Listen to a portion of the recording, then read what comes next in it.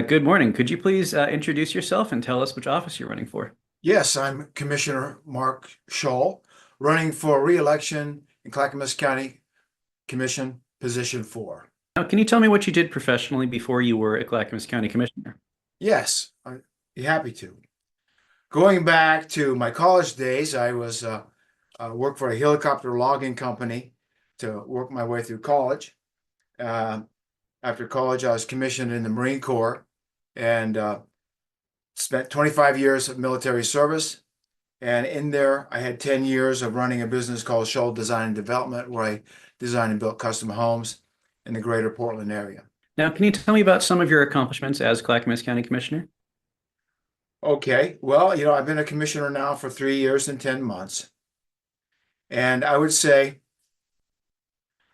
my biggest accomplishments have to do with holding down the cost of government.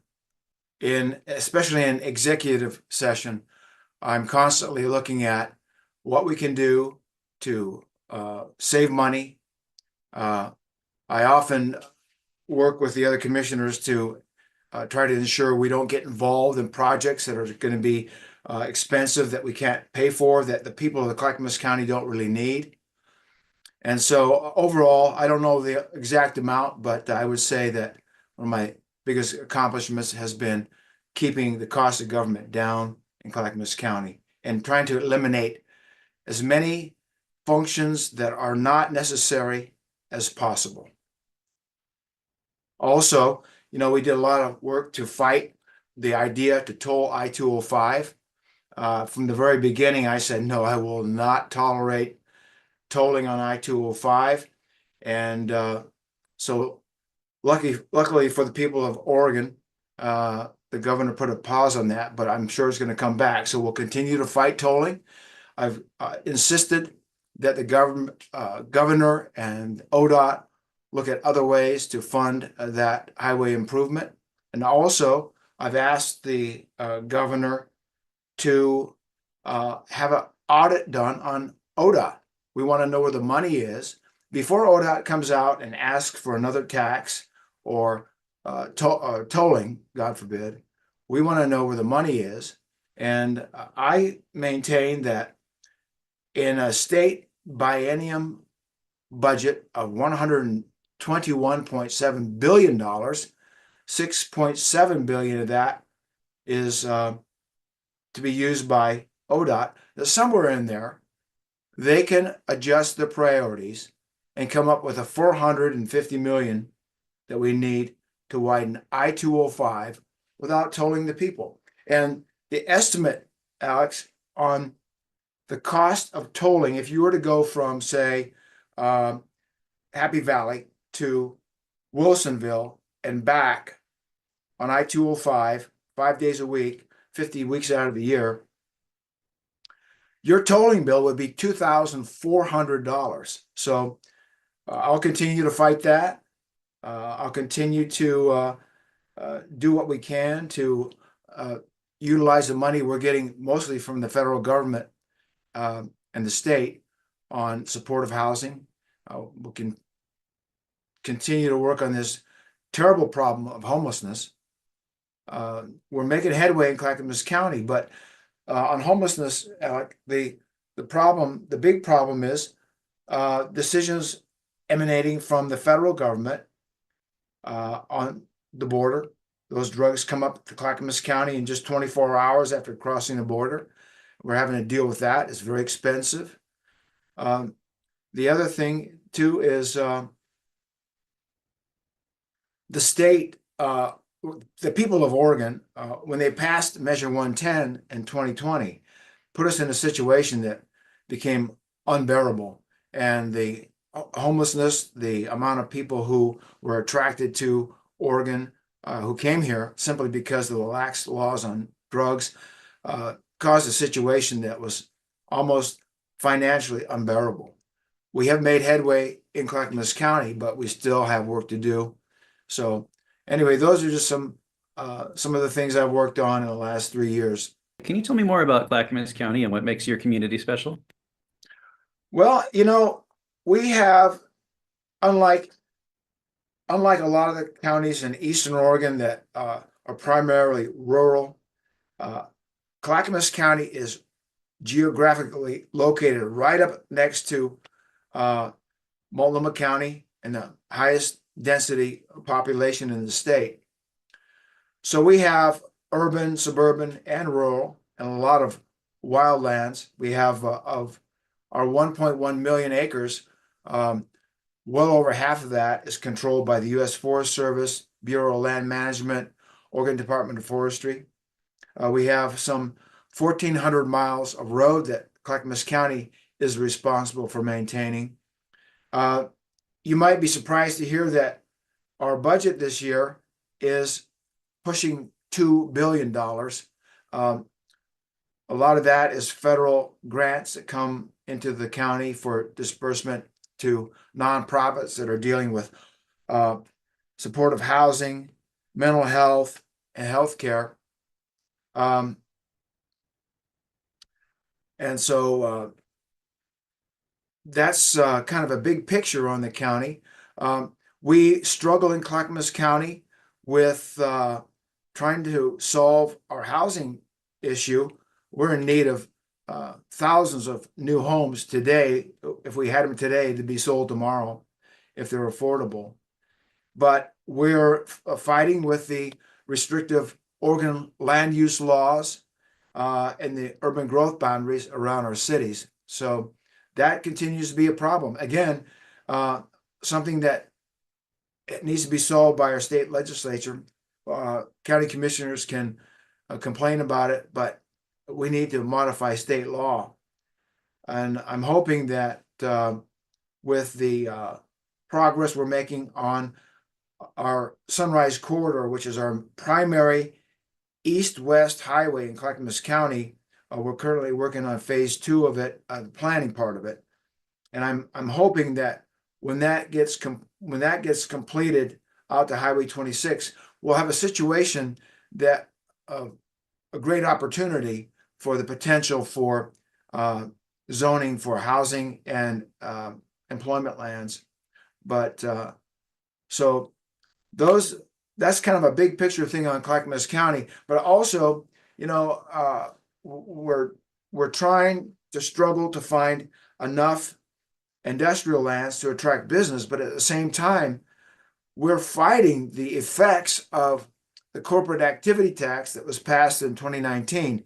It's been disastrous. And now in Salem, on your ballot for November 5th, is Measure 118, which is another sleight of hand sales tax. And I was just looking at that this morning. Should Measure 118 pass, it's going to be the biggest tax that Oregon has ever seen. And it's going to be like a repellent to attracting new business. Just for an example, if Measure 118 passes and you want to buy a beer in Oregon, Measure 118 will tax the farmer, it'll tax the brewery, it'll tax the distributor, it'll tax a restaurant or the store, and finally, the consumer will pay tax when he buys that beer in the restaurant. So we're in a situation where we have people in this state, Alec, who continually want to pass new taxation that actually harms the people of our state and our county to a great deal. So I'll continue to fight this as much as I can and hope and pray that the people of Oregon, when they look at some of the measures that are going to be on the ballot in November, are going to make a wise decision and not vote for new taxes. Now, as you talk to Clackamas County residents, what are they telling you they would like you to focus on in your next term as commissioner? Well, one of the biggest things that comes up is this homeless problem. We have, although we've made progress in dealing with the homelessness that were on our streets, especially during the COVID years, we still have a lot of work to do. And Measure 110, when it passed, basically hobbled us from taking action against people who were living on the side of the road, most often were involved with drugs. Now that we've had a modification of Measure 110, and we're working on this deflection, hopefully that's going to make a big positive impact on the number of people who are sleeping on the street and are involved with drugs. That's one thing. So the homelessness thing, and homelessness is not just caused by drugs or mental health issues, but when we look at the cost of housing in Clackamas County, statewide in general,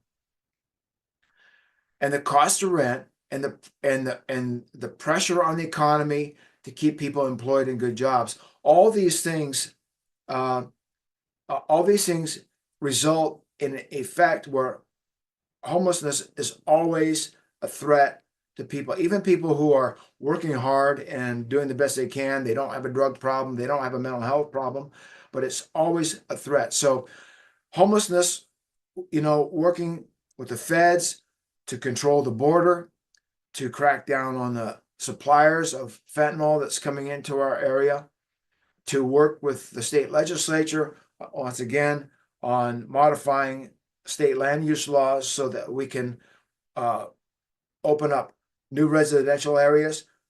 Supply and demand then will bring down the cost of housing. So those are some of our challenges with homelessness.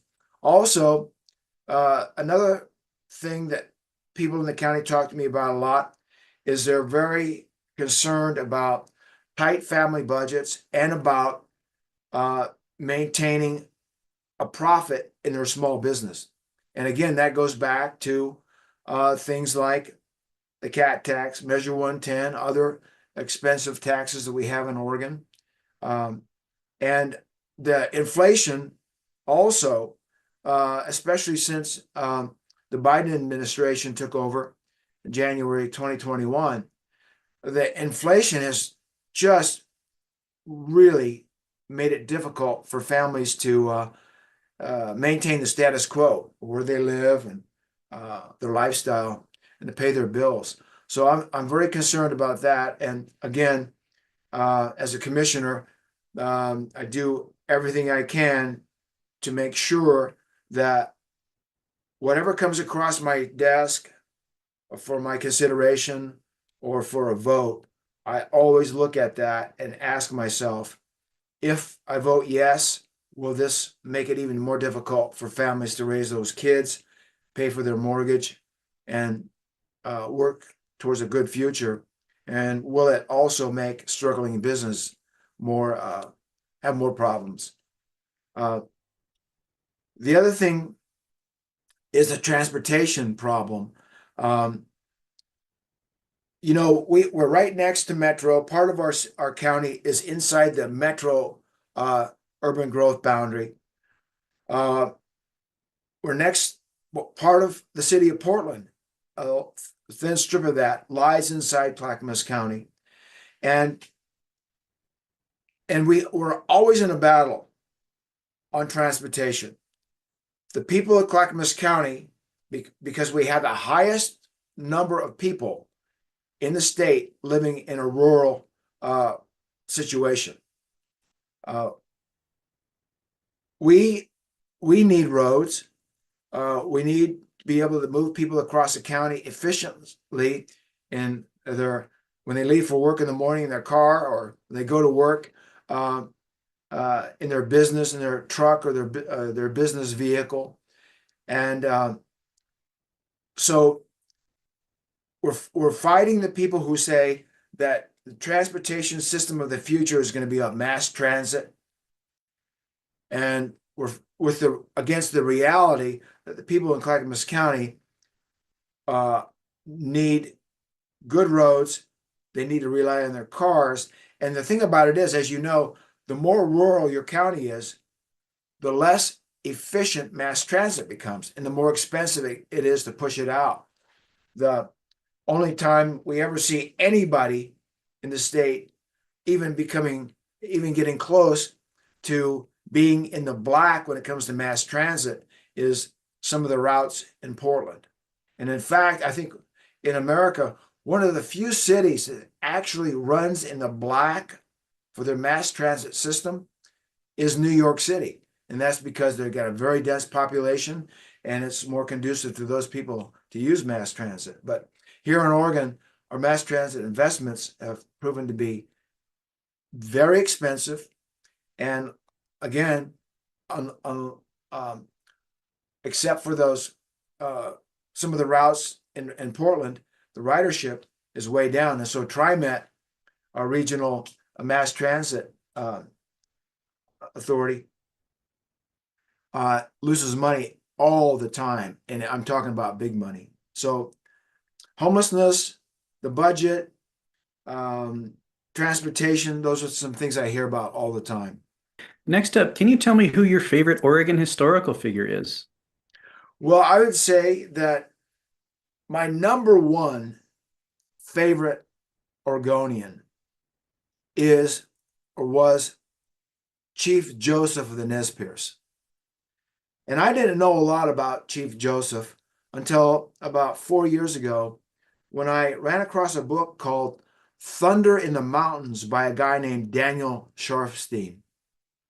And when I read that book, it goes back to even before 1840 when Chief Joseph was born, and it goes through the Nez Perce War, I think of 1877, and all to the end of Chief Joseph's life in 1904. But what impressed me about Chief Joseph was that he was such a refined gentleman.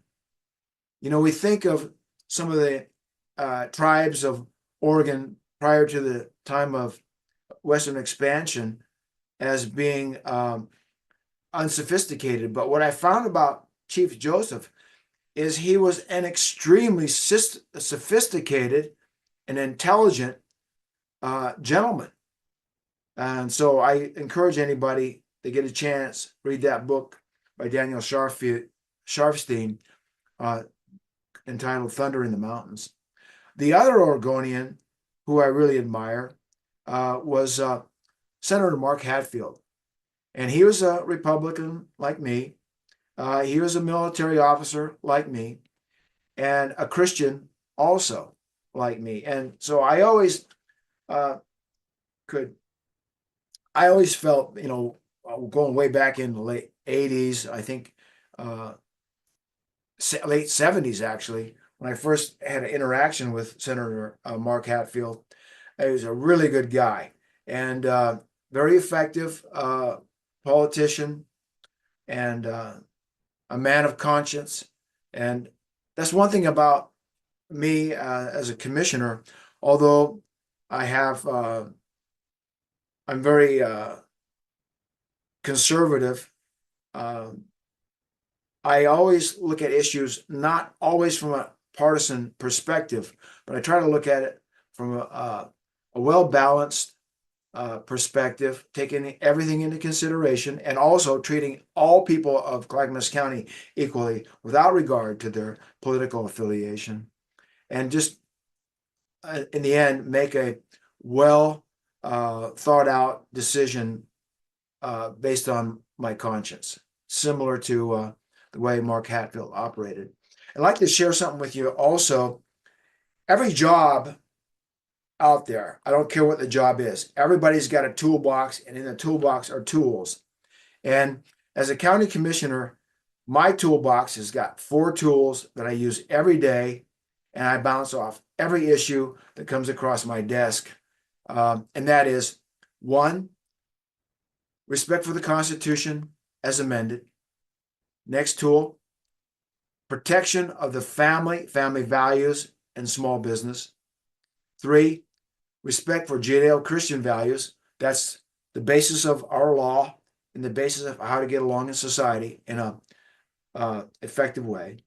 And the 4th tool is a demand for law and order 24/7, 365, no exceptions. So I bounce those 4 tools off every issue, and if that issue does not meet all 4, I don't support it. I'll vote no on it. Because I know if it doesn't support all four of those, in time, we're going to have big problems. Yeah. Now, do you have any potential criticisms you think your opponent may level at you, and do you have any responses to potential criticisms? Well, I I knew that in 2020, when I decided to run for commissioner, that I was gonna, because of my background, military background, uh, Christian values, uh, uh, conservative Republican, that running for office in Clackamas County, um, not because the people of Clackamas County don't appreciate somebody like me, but all the media that pours into Clackamas County from Multnomah County and other places in the state and across the nation, I knew that I would come under a lot of criticism. In fact, if you look back at 2021, the same time, other people who had been elected in 2020, uh, some of the commissioners from Yamhill County, Lindsay Bushauer there, for example, a very, very, very good American conservative commissioner, came under the same media bombardment that I had to deal with. So after 3 years and 10 months of being a commissioner, I don't get a lot of, and in fact, I almost get no uh, objections, criticism from the people of the county. I think all of the negative media that was being focused at me in 2021, to include the Democratic Socialists of America, which is the Communist Party of America, they did a lot of coordination across the nation. I got calls in January 2021 when I took my seat from as far away as New York City and Washington, D.C., about this guy named Mark Shull that just got elected as commissioner in Clackamas County. But over the last 3 years and 10 months, things have gone quiet. I believe that even the people who tried to get me to leave office in 2021 have realized that Mark Shull is working for the best interests of everybody in Clackamas County. But again, when I go across the county, I receive, when I interact with people, almost virtually no criticism. But it's the problem I have with criticism comes from Pamplin Media, the Oregonian, the Portland TV stations. They're controlled by people who do not like conservative Americans like me. And so from them, I never get a fair shake. Now, we do have some newspapers in the county, the Hoodview News, for example, edited by a man named Mike Wiley, another conservative American, who's very fair. But criticism mostly has come, once again, from the media. And the media, as you know, in this state, is very, very, very a hard left. So, and so far in this race, in the primary this year, I had three women running against me. They spent, oh gosh, well in excess of $150,000 of donation. I made a point to not take any donations for the primary, simply to set an example for people who might want to run for office, who currently think they got to spend their life savings to get elected. Also, I am very aware of the amount of money, corrupt money, that's coming in to many of these candidates from entities that want something in return. And we see a lot of donations coming out of some of the public employees unions. And that's a particular problem that I object to, because if one is elected as a county commissioner, you've got to uh, uh, negotiate with those public uh, employee unions, and to take money, 30,000, 40,000, 50,000 from them is just simply wrong. So I think the person running against me now in the general election has got some $150,000 in donations.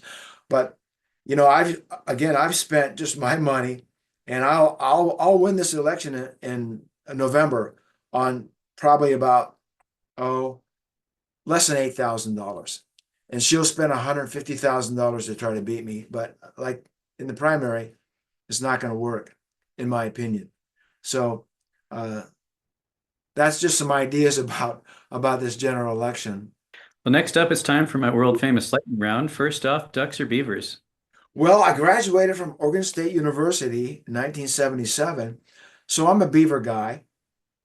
Awesome. And Yeah. what is your favorite Clackamas County landmark? Well, we have uh, the one of the biggest in the state right here in Clackamas County, and that's Mount Hood and our very much loved Timberline Lodge. And Awesome. just last week, Oksana and I were up at Timberline Lodge with the Friends of Timberline for a benefit dinner and auction. And I got to tell you, that building is well loved, but the people, the managers up there, they're doing a great job taking care of that building. They have a plan for a $100 million investment of private money to build a new gondola from down in government camp to go up to Timberline to a boost tourism, make the mountain more accessible to more people, and reduce the pressure on the parking lot up there. So this gondola system will have new shops and information centers and restrooms down below and up towards the lodge, and new parking down in government camp. So it's going to be a real big boost to tourism in Clackamas County. And anybody who has not visited Mount Hood and Timberline Lodge, I encourage them to get up there and enjoy a day at the lodge. By the way, they've All got a right. $6 million investment in a new swimming pool. New swimming pool at the lodge with, you know, I think there's 3 different pools with different levels of temperature. So this is going to be a big boost for the lodge for people who want to stay there.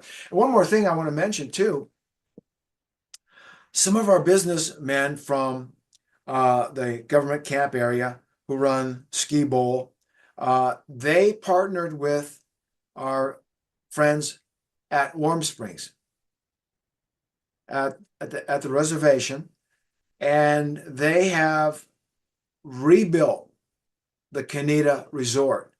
I've not been there yet, but I've seen pictures of it. I've received reports back. They did a beautiful job, and it's just fantastic. Pools at different temperatures. It's going to be a real big tourist draw to Clackamas County, I think. And I'd like to thank our friends at Warm Springs for all their work they've done to make that Canita accessible to the people of Oregon. It's, Awesome. it's going to be great. Cool. What is your favorite Clackamas County restaurant? Oh gosh, that's a good question. Uh, you know what I'm going to say? Right here in Sandy, there's a food cart. It's a food cart, and it's run by some Latinas, and the food's really great there. But Sandy's got a lot of good restaurants. Um, Happy Valley in Clackamas County, a lot of new development, lots of restaurants there. I can't really think of anyone I like. I like them all. That's my problem. I like them all. Alrighty, last up, what is your favorite Oregon beer? Well, I don't drink a lot of beer, and Okay. a lot of the we have so many beers in Clackamas County. We have so many breweries that they're all doing a great job. But typically, I don't know if I have one brand that I like the best, but I'll always go for a light Pilsner. Yeah, so Alrighty. yeah, wherever I can get a light Pilsner, I'll be happy. Do you have any final thoughts for our listeners? Well, I just want to say that, today in America, politics is so there's so much conflict in it. And I just like to say that um, we all need to work together. We need to be respectful of each other. We need to consider everybody's ideas. Uh, I don't ask anybody to part from the values that they believe in. I know I'm very dedicated to my values that I shared earlier.